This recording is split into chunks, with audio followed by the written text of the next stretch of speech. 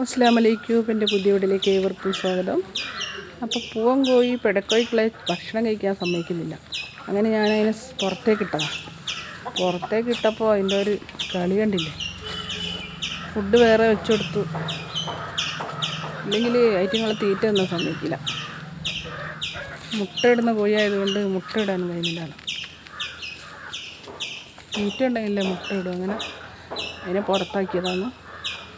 പുറത്താക്കിയപ്പോൾ അത് കൂട്ടിൻ്റെ ഇരുത്തുനിന്ന് ഒരു ചക്രശ്വാസം കളിക്കുക.